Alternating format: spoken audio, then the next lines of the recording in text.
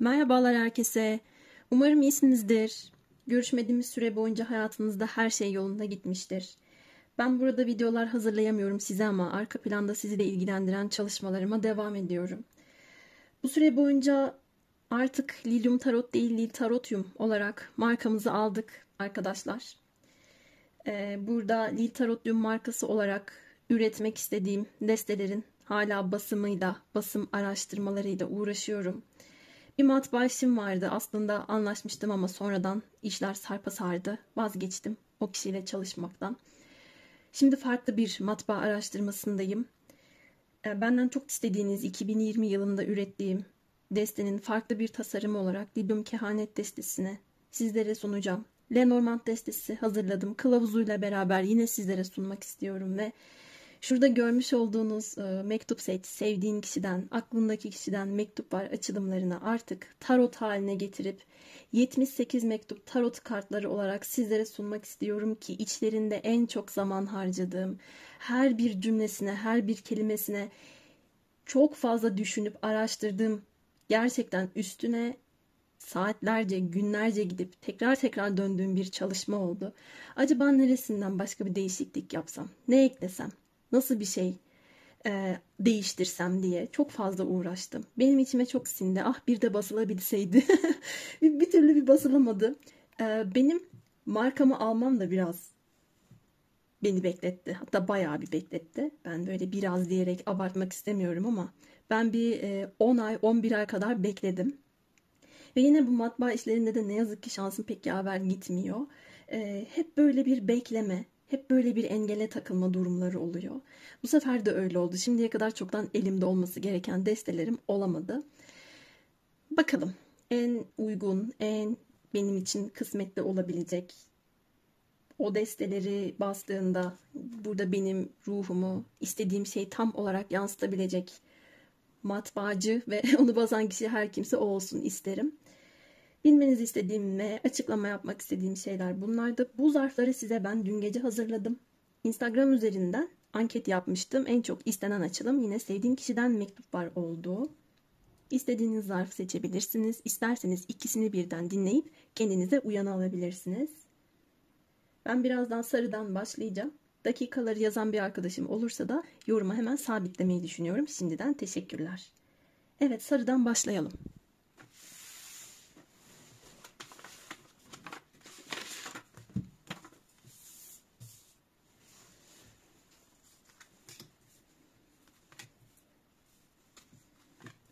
Bu üstte dizdiğim kısım sevdiğiniz kişinin hayatında olup bitenler. Neyle meşgul olduğu, genel enerjisi. Hatta sığması alta da ineceğim.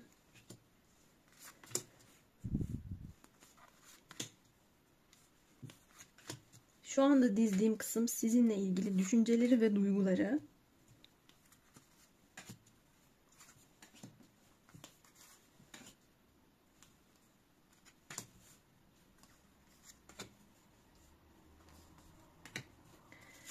Bu kısım size herhangi bir adımı olur mu? Olursa bunlar nasıl olur?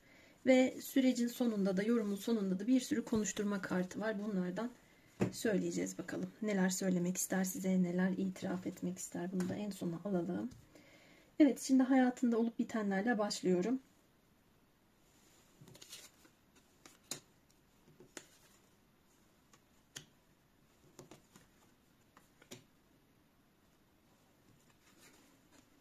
Ben bu kısmı açarken hemen bir duyuru da yapayım tekrar.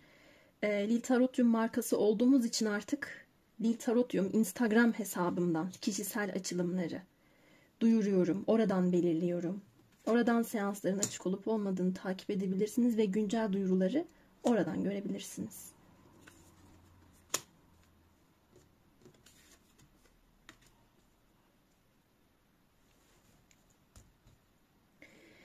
Evet. Bu kişinin genel enerjisinde şöyle bir tema olduğunu görüyorum. Bir dönem hayatındaki belli başlı konularla ilgili yoğun bir uğraş vermiş olabilir. Aktif olarak savaşmış olabilir. Sürekli bir plan, strateji noktasında olmuş olabilir. Ancak kendisini bunun yorduğunu görüyorum. Şu anda dinlenme ve yenilenme evresinde. Kendini dinlenmeye almış, düşüncelerini daha sade bir noktada tutmaya çalışıyor ve zihnini boşaltmaya çalışıyor. Kendi özüne ve kaynağına dönmeye çalıştığını görüyorum. İçsel iletişim kurduğunu da söyleyebilirim. Bu kişinin yaşadığı şeyler veya yaşamak istediği şeylerle ilgili olarak ben bir geçiş aşamasında olduğunu da görüyorum. Farklı bir noktada şu anda kendisi, ilahi sistem tarafından da korunduğunu görüyorum. Farklı bir ruhsal yolculuğu var. Huzura doğru gidiyor ama huzur kendisinden biraz uzakta da olabilir. Huzuru tekrar yakalamak, onu tekrar hissetmek en başta kendi iç dünyasında başlayan bir durum. Ama daha sonra farklı bir bağlantı, yeni bir bağlantı noktası kurarak, ki bunun uzakta olduğu da çıkıyor, bunu kurarak hareket etmek istediği de görünmekte. Pek çok şey için kıyaslama yaptığı da çıkmış. Kendisinde olan, olmayan veya sizinle kendisi arasındaki durumlarda karşılaştırma yapan bir evresi de var bu aralar. Bu kişinin genel enerjisinde burada bir askerlik teması geldi. Askerlikle ilgili bir gündemi olabilir. Çevresinde de olabilir arkadaşlar. Direkt olarak böyle bir durum söz konusu değilse bana geçen enerjilerden biri de şu oldu. Hayatında her şeyi komuta ettiği, belli bir düzende, belli bir planda ve kurallar dahilinde yürütmeye, ilerletmeye çalıştığı konular kendisini biraz yormuşsa da bunların ödüllerini toplaması, çok daha verimli bir sürece başlaması, bolluk bereket noktası içinde olması durumlarını da biliyor. Bu konuda karamsar hissettiğini görmüyorum. Ve bana geçen bir diğer enerjide bunun sizinle bağlantısı var. Bu kişi kendi iç dünyasında bunları çözerse sizinle iletişim kurabilir. Veya sizinle bir barışma durumu söz konusu olabilir. Sizle alakalı olarak bir kıyaslama yaptığında ben hissediyorum. Örneğin buradaki gemi kartı bize fiziksel mesafelerden de bahseder. Kişinin iş sebebiyle farklı bir yere gidip gelmesini de anlatır. Uzak mesafe ilişkilerini de söyler. Örneğin bunları kıyaslıyor olabilir. Ben buradayım, o orada. Veya burada ruhsal anlamda yol kat ettiğinden bahsetmiştim. Sizin bu kişiye yaptıklarınız, sizin bu kişiye kattıklarınızla diğer kişilerin hayatında bu zamana kadar etkileşimde bulunduğu belki de diğer insanların veya partnerlerinin ona ne kattığı veya katmadığı üzerinde düşündüğünü gördüm. Acaba nasıl olur? Huzur sizde bunu da hissediyor bir yerde. Kaynağı ve öze dönmekle ilgili bir ihtiyacı da var. Derinlerde bir yerlerde bir özlem enerjisi de var. İş konusuyla ilgili bir sözleşme, anlaşma, yeni bağlantılar noktasında görüyorum kişinin hayatında. Ancak bunun için kendisini mental anlamda hazırlamaya da gayret gösteriyor. Mücadeleli bir süreçten çıkmış, şu anda dinleniyor ki tekrar bir mücadeleye kadar güç toplayabilsin diye. Böyle bir evresinin olduğunu görüyorum. Farklı destelerden açtığım kartlarda ortak numaralar, sayılar var mı diye bakıyorum. Burada 2, 22, 55 sayıları burada ortak tema olarak gelmiş. Bu kişi ruhsal anlamda bağlantıda olduğu kişiyle sezinsel irtibatta aynı zamanda. Burada telepatik bir iletişim de olabilir. Buradaki numaralar bana ruh eşi, ikiz ruh bağlantısı ile ilgili kişinin kendi özünde gördüğü veya kendisinin partnerin uzakta bile olsa ona yansıttığı bilgiyi bir şekilde alıp belki de kendini şifaya açtığını da söyleyebilirim.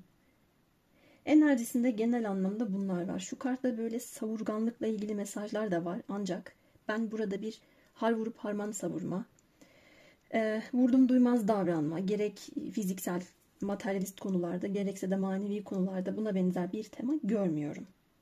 Z harfi dikkatimi çekti. Hem huzur kelimesinde hem de burada algıs kartında. Sizin için bir şey ifade ediyor olabilir. Ayrıca bana sembolizm olarak da iki uçtaki çizginin, biri üstte biri alttaki çizginin arasındaki bağlantı noktası gibi geldi o Z harfindeki.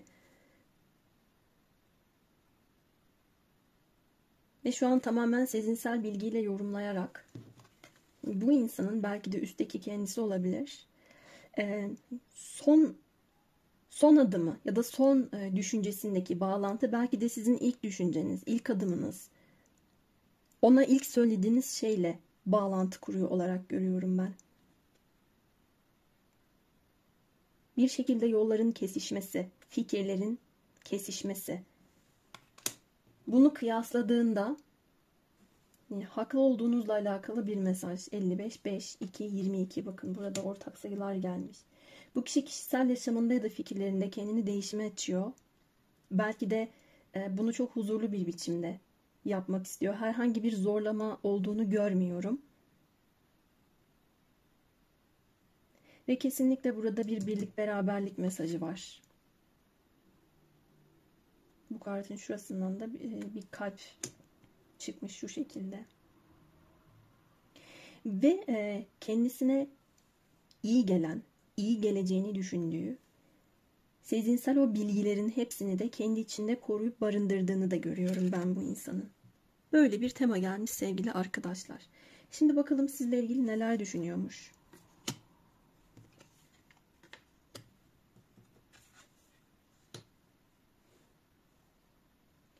Direkt olarak sizle ilgili düşündüğü bir şey olarak gelmiyor. Cümlem biraz bozuk olmuş olabilir. Kendisinin sorumlulukları, yükümlülükleri, yapması gereken konular kişinin zihninde çok fazla. Bunların içinde siz de olabilirsiniz ama sadece siz yoksunuz. Kişi sizinle ilgili duygularını ya da planlarını bastırıyor. Ama kendi kafasında mücadele verdiği bir durum var. Bu karttaki köprü çok dikkatimi çekti. Köprü kurmak, birleştirici olmak, bazı şeyleri bağdaştırmak. Bakın elinde bir papirüs, kağıt, araç gereç bir şeyler var. Bu kişi kendi sahip olduğu bilgi, donanım, yetenek her neyse kararlı bir biçimde kendinden de emin olarak o şekilde size adım atmayı düşünüyor olabilir. Veya ben en başta böyle olmalıyım ki kendimi görmek istediğim yerde bir göreyim ki ne yapmam gerektiğini ondan sonra daha iyi anlayabileyim. Seninle ilgili konularda kıyas yaptığımda herhangi bir karşılaştırma olduğu zaman içimi huzursuz eden bir şey olsun istemiyorum. Bir dört dörtlük bir temada ilerlemek istediğini de gördüm. Ben burada kararlı, pes etmeyen, etmeyeceğini de düşünen bir kişi görmekteyim. Eğer aranızda zamanında bir güç savaşı, herhangi bir çekişme durumu söz konusu olduysa, bu gibi durumları da kendini kapattığını görüyorum bu arada. Sınır çekme, tartışmak istememe.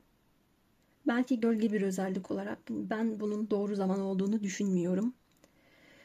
Bunun yerini, sırasını doğru düşündüğünü de düşünmüyorum. Şimdi bu yeri mi tarzında bir cevap da verebilir. Kendisini buna benzer şeylere hazırladığı da çıkmış. Onun iç dünyasında bir ağırlık olarak kalmış da olabilirsiniz. Çünkü bu kişinin sorumluluklarının ben ağır olduğunu görüyorum. Yüklerinin ağır olduğunu görüyorum. Bunlar içinde siz de varsınız dediğim gibi yorumun başında. Ama bu insanın kuralları var. Gevşek davranamaz ya da çok fazla esneyemez. Yalnız zihninde buna benzer bir durum çıkmasına rağmen genel enerjisinde ise sizle ilgili konularda içinin rahat olduğunu, ona zamanında aktardığınız, ilettiğiniz durumları o dönem kabul etmediyse bile şimdi sizi anlamaya başladığını görüyorum. Ve bana bu kişi kabukları olan, duvarları olan biri gibi geldi. Dışarıdan odun gibi görünüyor olabilir ya da put gibi duruyor olabilir ama içsel olarak olgun, sezgisel, empati yapabilen biri. Tamamen mantıkla bezenmiş olabilir görünüşü, tepkileri ama bir takım durumları da içine attığını görüyorum. Şimdi duygularına bakalım.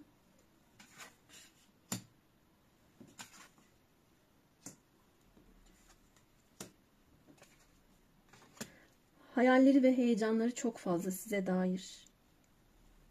Size gelmek değil, koşmak istiyor. Tutkusu çok yüksek. Sizin yokluğunuzu hissettiği çıkmış. Tam merkezde yalnız hissetme, belki sizi mumla arama, belki bazı durumlardan kaynaklı kendi içinde kendini harap etmeden bir pişmanlık yaşama durumları var. Aranızda inanılmaz güçlü bir manyetik çekim hissettiğini burada bana söylüyor. Sizi rüyasında görmüş ya da görüyor olabilir. Hayalinde canlandırdığını görüyorum. Hayali ideali siz olabilirsiniz. Buradaki mavi teması bana tekrar huzuru yansıtıyor. Huzur enerjisi. Şunu diyor sanki bu kişi size: sen benim huzurumsun. Seni düşünmek bile bana huzur veriyor. Huzura giden yolum sensin. Ya da ruh eşim sensin gibi. Enteresan. Burada da 2 tane kuğu aşk yaşıyor.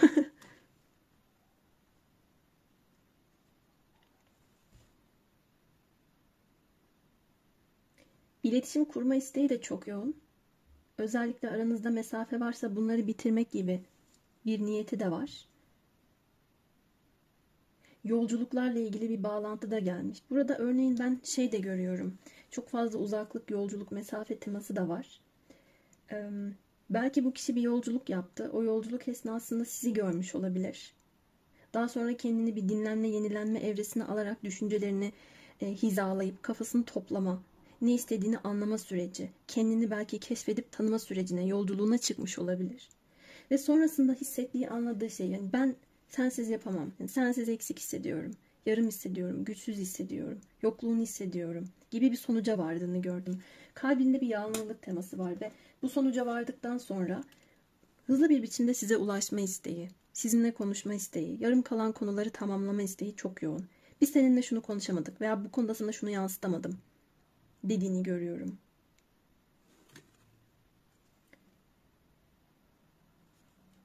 Dikkatimi koyun çekti. Bana bakıyor gibi. İlgisini çeken bir şeyler var şu en öndeki koyunun.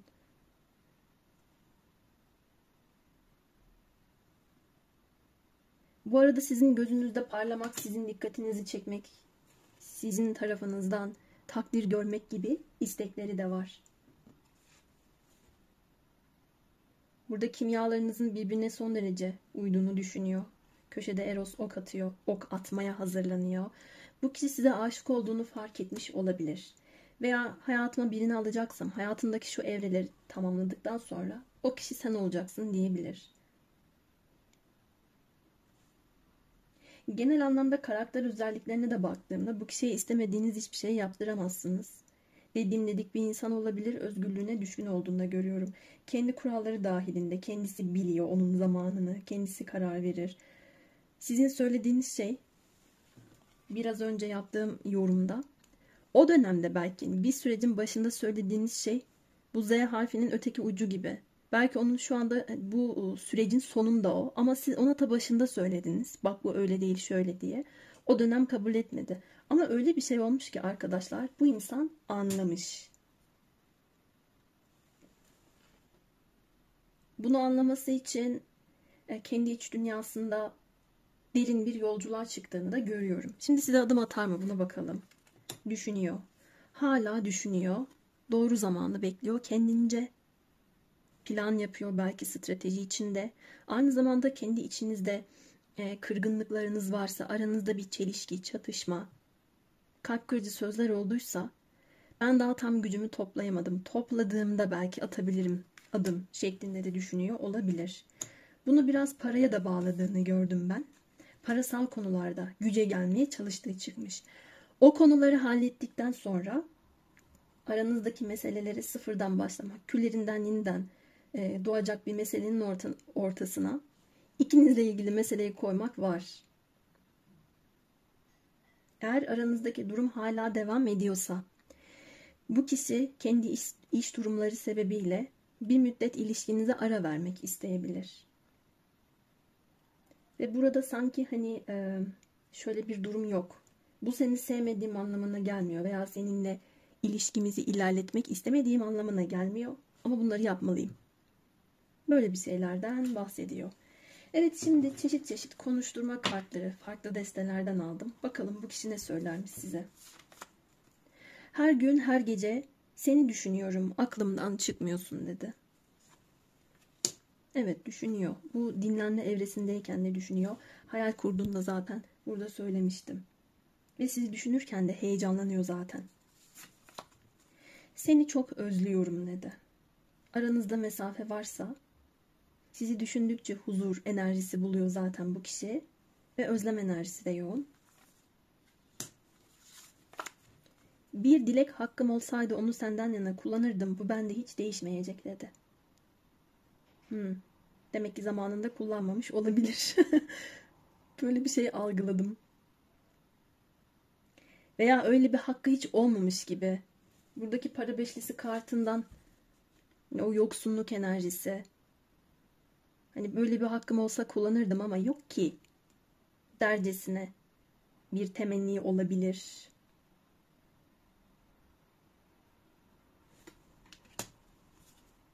Başka ne söylersin? Ciddi bir ilişkiye hazır değilim. Evet, hazır olmaya çalışıyor. Ben tam yorumda hangi cümleleri kullandığımı hatırlamıyorum. Buna benzer bir şey söyledim galiba. Kendisinin yapmakla yükümlü olduğu durumlar var. Önce oraya odaklanıyor dedim. Ciddi bir ilişkiye hazır olmaması bundan kaynaklı ama bir kısmınız açısından da şöyle. Hazır mıyım değil miyim diye bunu teyit ediyor kendi içinde. Acaba hazır olabilir miyim? Hazır olduğumu varsayıyorum. Kendimi bunun içinde hayal ediyorum. Ben özgürlüğüme de düşkünüm ne olacak diye. Bir yandan bunları da düşünüyor. Ondan sonra yok hazır değilim biraz daha bekleyeyim ben en iyisi gibi. Kendi fikirlerini de kıyaslıyor olabilir. Eski halini de kıyaslıyor olabilir. Odun gibi görünüyor demiştim size duvar gibi. Bakın burada bir meşe ağacı galiba bu. Kabukları sert olan sağlam köklü bir ağaç var. Burada da bir bambu var. Esnek, kırılgan, yumuşak. Bir bıçak darbesiyle ya da ne bileyim işte tırnak darbesiyle bile hani hemen bir parçası elimize gelebilecek olan bir şey. Bu onun önceki fikirleri, önceki duruşu olabilir. Şimdiki hali olabilir. Sizinle kendisi olabilir. Tamamen kendisinin dinlenme evresindeyken yaptığı bir şey olabilir mesela. Şöyle olduğumu varsayıyorum. Neler olabilir gibi. Detaycı bir insan. Başka ne söylersin? Sen benim ikiz ruhumsun. Arkadaşlar. Bakın ben burada ortak sayılardan bahsetmiştim dikkatimi çeken ve şuradaki kuğuları söylemiştim. Bu kişi bundan emin. Emin olmak için de bayağı bir düşünmek durumunda kalmış, zaman harcamış, sizi bekletmiş de olabilir. Beni affedebilecek misin? Evet, böyle bir mesajımız geldi. Aranızda affedilmeye dair bir şey olmamışsa da bizim hiç öyle bir durumumuz yok diyorsanız ya da ben işte yeni tanıştım, ilişkiye de başlamadık diye kendisinin duruşundan kaynaklı böyle bir cümle sarf ediyor olabilir, söylüyor olabilir. Belki size bambaşka yansıttı. Hiç o taraklarda bezi yokmuş gibi, ilgilenmiyormuş gibi. Ama bir yaşanmışlık görüyorum ben burada açıkçası. Beklettiği için, kalp kırdığı için, belki duvar gibi olduğu için siz orada yokmuşsunuz gibi davranmış da olabilir. Aslında çok özlemişken, ihtiyacı varken trip atmış olabilir. Kendince bir davranış sergilemiş olabilir. Kendini haklı gördüğü. Böyle bir şeylerden bahsediyor. Beni affedebilecek misin? Başka ne söylersin? Sana uzaktan bakarken ruhum sana sarılıyor sımsıkı. Hissediyor musun diyor. Demek ki uzaktan bakıyor. Hissediyor musun? Bir de bunu şey yapmaya çalışıyor.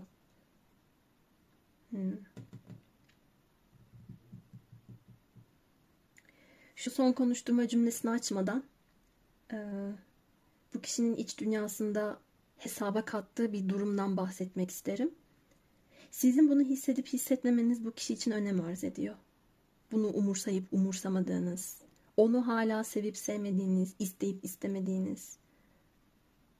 Bu kişi için önemli bu. Hayal gücüyle bunu anlamaya çalıştığını görüyorum en başta adım atmadan. Böyle bir durum var ve son cümlemize geliyoruz. Sanki seni çok uzun zamandır tanıyor ve beraber gibiyim. Bunun adı aşk mı?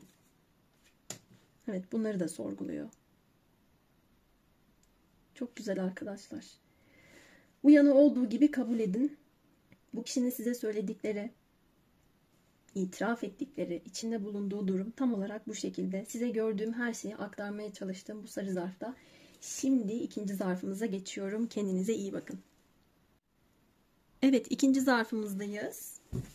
Ben yine kartlarınızı dizerken ve hangi kartın neyi ifade ettiğini anlatırken diğer bir yandan da size tekrar Nil Tarotyum markası olduğumuzu, sadece Instagram hesabından kişisel açılımları, özel duyuruları, anketleri paylaştığımı söylemek istiyorum. Oradan takip edebilirsiniz arkadaşlar. Şimdi bu üstte dizdiğim ve şu alttaki iki kart sevdiğiniz kişinin, aklınızdaki kişinin genel enerjisi, hayatında neler olup bitiyor, ne yapıyor, sizle ilgili enerjisi de çıkabilir. Bunlar. Şimdi dizdiğim kartlar size dair düşünceleri, duyguları,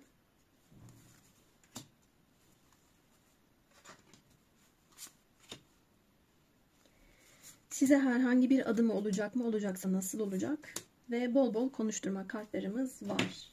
Evet, şimdi başlayalım.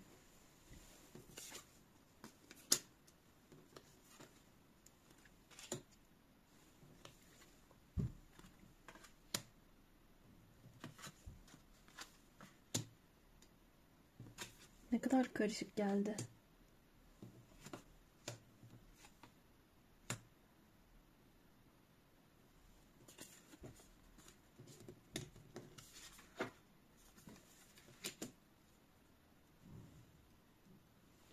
Ben biraz düşüneyim.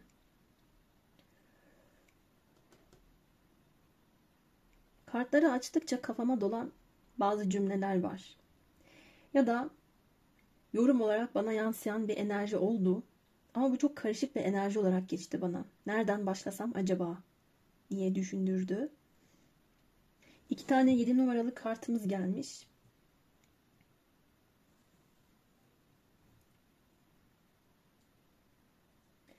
Yedi enerjisi değişken bir sayıdır. Bu kişinin şu anda yorumlayacağım enerjisindeki olumsuz durumların ben geçici olduğunu, değişken olduğunu söyleyebilirim. Bu kişiyle sizin birbirinize yansıttığınız düşünceler çok fazla veya duygu durumlarınız. Bunu algıladığınızı hissediyorum. Bu kişi de bunu algılayabiliyor. İletişimle alakalı bir engel, uzaklık, sosyal kültürel farklılıklar, acı çekme, çok zor bir aşkın içinde olma, karmik durumlar, iş yükünün çok olduğu bir alan, belki angarya diyebileceğim şeylerle uğraşmak. Parayla ilgili, işle ilgili haberlerin bir türlü gelmemesi, o kısmet kapısının bir türlü açılamaması, o içi rahatlatan, ferahlatacak olan haberin bir türlü iletilememesi, gelmemesi gibi konular çok yoğun olsa da bu enerjinin bir yerde biteceğini görüyorum. Belki son raddeye kadar gelmiş bile olabilir. Sizi de doğrudan ilgilendirdiğini hissediyorum. Ancak burada devrede kader var arkadaşlar. Bazı durumlar olmuyorsa olmuyor. Kader kartı gelmiş zaten burada. Boş kart. Bizim kontrolümüzde olmayan her an her şeyin olabileceğine dair bir mesaj var bu kişinin genel enerjisinde. Şu an kendisi de bunu bilmiyor olabilir ayrıca. Hani bazen hayatımızda her şey artık canımıza tak eder. Üst üste tüm olumsuzluklar gelir. Sonra minicik bir şeyden ağlarız ya da minicik bir şey bizi kızdırır ya. Öyle bir şey yaşadığını görüyorum. Bu çakmak niye yanmıyor? Çakmağı kaldırıp fırlatmak gibi. Veya kişi bir şey içmek ister, bir yere gider. O ondan orada kalmamıştır, oturur ağlar gibi. Aslında ona ağlamıyor veya çakmağın yanmamasına ağlamıyor ya da üzülmüyor. Onu üzen daha farklı bir şey var. İşte ben bu kişinin bu duygu durumunda olduğunu görüyorum. Kendi içsel dünyasında yaşadığı çatışmalar çok fazla. İkircikli bir enerjisi olduğunu da görüyorum. Bir hali diğer haline saldırıyor. Değişmek istediği, değiştirmek istediği konular var. Kendisinin beklediği haber de gelmiyor. Ayrıca sizin beklediğiniz haber gelmiyorsa da bu kişiye bunu çok fazla yansıtıyorsunuz ama bir olgu ölmeden diğer bir olgu doğamayacak şeklinde görmekteyim. Bu insanın an enerjisindeki durumuna baktığımda yeni gerçekliğe gözlerini açmakla meşgul. Bunu hayat ona bir şekilde en ufak şeylerden zevk alıyorsa, beni şu çok mutlu ediyor diyorsa, oralardan oynayarak, oraların ayarını bozarak yaptığını görüyorum hayatın. Kendisini açığa çıkarmak istediği bir durum var çünkü. Veya bunu siz bu kişiye yapmış olabilirsiniz. Bu kişinin gitmesine izin vermekle yükümlü olduğu durumlar çıkıyor. Çok fazla benzetmeler yaptığımı fark ettim. Ama hep benzetmeler üzerinden götürüyor açılım beni. Elleri artık yara oluncaya, kanayıncaya kadar o halatı sıkı sıkıya tutuyor bu insan. Ama onu bırakmıyor gibi. İşte onu bırakması gerekiyor. Veya burada iki tane taştan figürler birbiriyle zıtlaşıyor. Kafalarını burada birbirlerine çarpmışlar. Tokuşturmaktan çok daha öte bir şiddet var.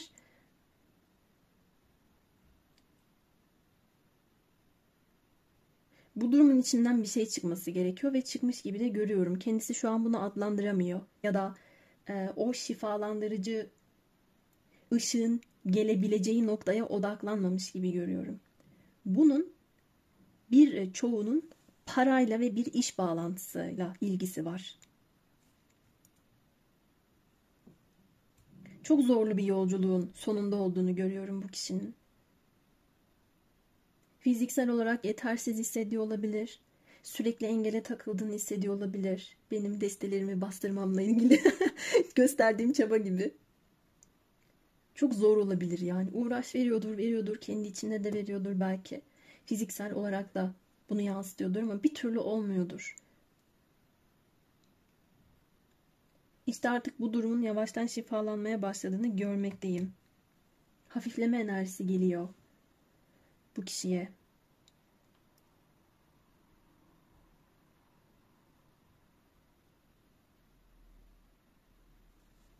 Dikkatimi çok yuvarlak figürler çekti. Dönüp dolaşıp aynı yere gelmek, dönüp dolaşıp aynı yere gelmek ama o döngüyü olumlu bir şekilde tamamlayamamak gibi. Çünkü buradaki boş kartımız da öyle bakın. İçinde her bir sembolizmayı barındırıyor. Bütün bunlar var ama bu kişinin ihtiyaç duyduğu şey yok. Görmek istediği durum yok gibi. Öte taraftan sizle ilgili konu da böyle. Burada gözle canlandırma, hayal kurma, görmeye çalışma, sizi hatırlamaya çalışma gibi konular var. Aynı şekilde sizden de bu düşüncenin ona yansıdığını görüyorum. Yansıtma enerjisi var çünkü. Acaba birbirinize doğru şeyleri yansıttınız mı? Bunu sorgulamak istedim şu an bu açılımda. Birbirinizle ilgili gerçek niyetiniz, örneğin yüz yüze geldiğinizde ona gülümseyip sıcacık bir gözlerinizle merhaba mı demekti?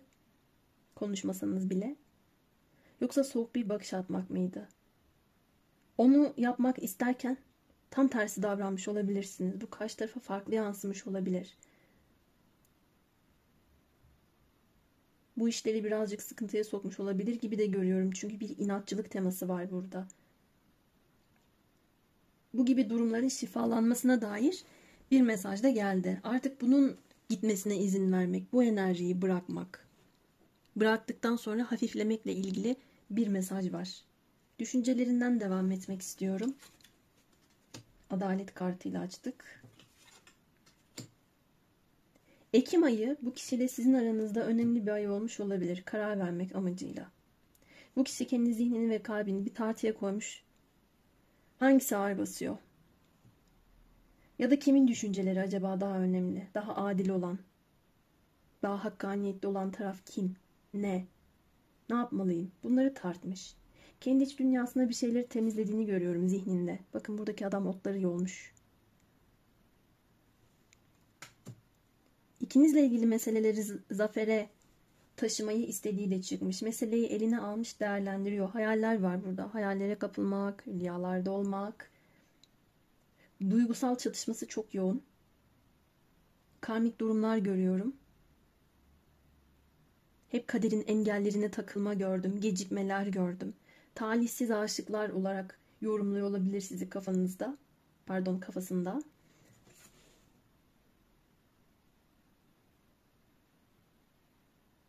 Bu kişinin zihninde dalgalı bir deniz olarak geliyorsunuz siz. Bakın gene bir yuvarlak figür. Dedim ya, bu figür benim dikkatimi çok çekti. Burada var. Şu kapının kenarında var. Hatta buradaki o kadar çizgi arasından yine bu çekmişti dikkatimi.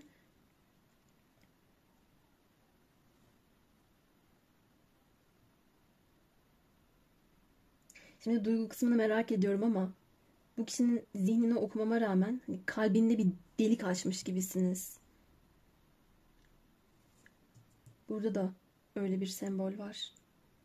Kendisi de bunu yapmış olabilir, şu elindeki. Bu orak mı? Bıçak gibi, orak gibi bir şey.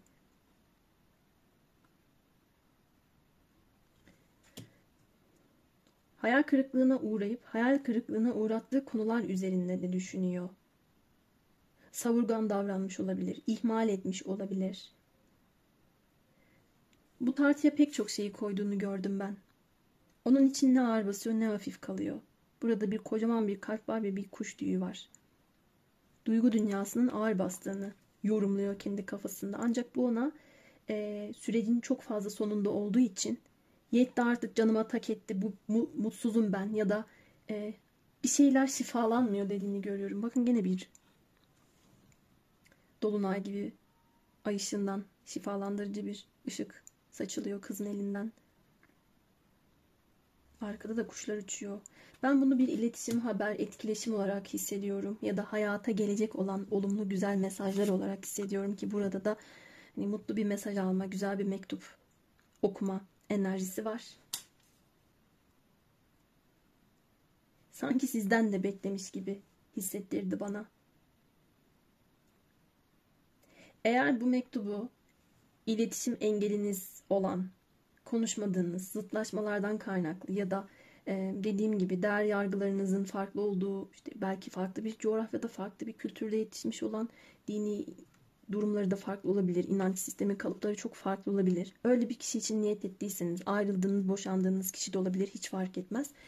Bu kişi bir şeyleri sizden beklemiş olarak hissettirdi bana. Genel enerjisinde ve zihninde. Duygusal çalkantılar çok fazla. Kendisi bir şeyler temizlemeye çalışıyor. Ama onu yaparken ya da zamanında bunu yapmışken istemeden de olsa kalp kırmış, bir kesik atmış olabilir.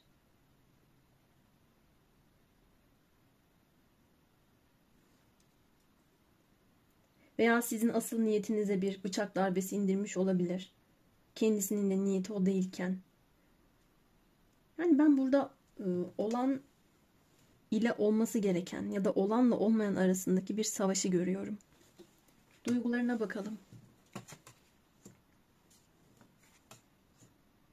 Bakın duygularında da kafasında dişli çarklar olan bir adam çıkmış. Düşüncesinde de eline küre içinde bir deniz var ki su bize duygularımızı, hayal dünyamızı, hayal gücümüzü anlatır. Bu vardı. Biraz bu anlamda da çatıştığını görüyorum ben. Duygu düşüncesinde kendi içinde bir karmaşa yaşıyor bu kişi. Aa, ne enteresan. Bakın burada bu otları temizlemiş, yolmuş olan adam daha farklı bir evrede, daha farklı bir noktada, zaten yaşlanmış hali gibi de bu temizlediği otları kesesinde tutuyor. Kendi işine yarayacak olan mahsulleri toplamış sanki. Sizle ilgili niyetinin bu olduğunu da görüyorum. Yani uzun ömürlü bir şeyler. Kendi işine de, sizin işinize de yaramasını umduğu şeyler peşinde olabilir. Gelecek düşüncesi taşıyor olabilir. Yaşlı hali gibi çıkmış, şaşırdım.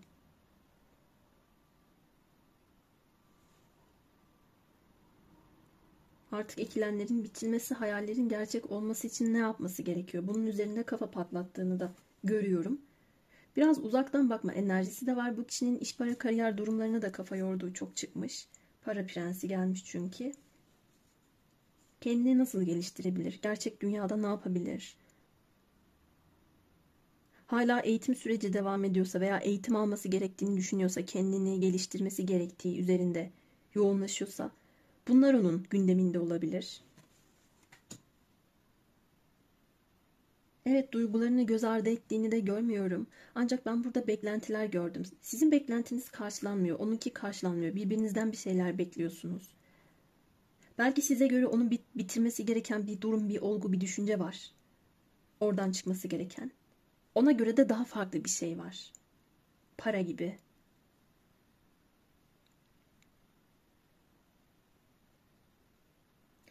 Sizle ilgili düşüncesinde de daha farklı ve yeni yollar aramak durumunda olduğunu düşünüp hissediyor. Evet, burada alma verme dengesi ile ilgili bir mesaj çıkmış. Size bir hediye vermek isteyebilir. Veya artık ben bazı şeyleri aldım, verme zamanım geldi. Ya da tam tersi. Ben burada çok yansıtma görüyorum. Burada sizin düşünceleriniz ve hissiyatlarınız da var. Ne istediğini açıkça karar vermeye çalışıyor. Güzel şeyler olsun istiyor. Onların kendisine gelmesini de niyet ediyor.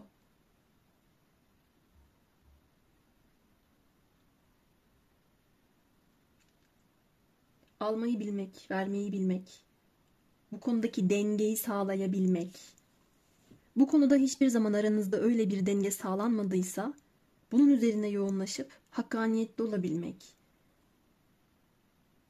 Artık kendisi için neyin önemli olduğunu, hayatı için neyin önem arz ettiğini iyice bir analiz etmek.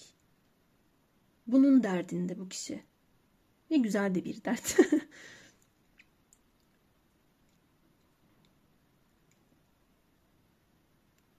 Ön yargıları, suçlamaları, ihmalleri, uyumsuzlukları, tutarsızlıkları ortadan kaldırmak istediğini de görüyorum. Peki madem ortadan kaldırmak istiyorsun, bakalım adım atar mısın?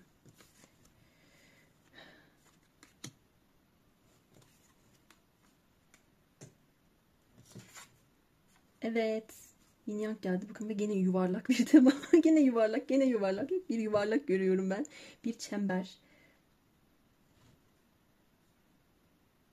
Bu kişi size adım atar arkadaşlar. Çünkü sizi seviyor. İdealize etmiş sizi ve onun için doğru kişi sizsiniz. Kupa ikilisi kartı. Yüz yüze gelmelerin, konuşmaların, anlaşmaların kartıdır. Küsseniz barışırsınız. Uyumsuz olan şeyler, egolar bir kenara bırakılır. Artık çatışma olmadan barışma sağlanır. Bu kişi bir sınav vermek üzere. Yolculuğun sonunda. Kendi kaderi ona giriş yolunu da çıkış yolunu da gösteriyor.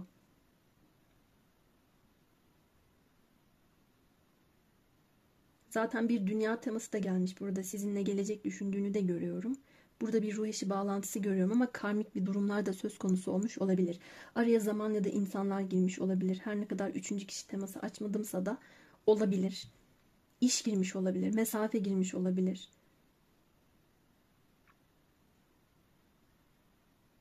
Veya sosyal kültürel farklılıklar, ailenin onaylamaması tarzındaki yaş farkı gibi buna benzer durumlar olmuş olabilir. Her ne olduysa e, olsun, bu kişinin sizinle yola devam etmek istediğini, güzel bir tamamlama yaşamanızı arzu ettiğini görüyorum.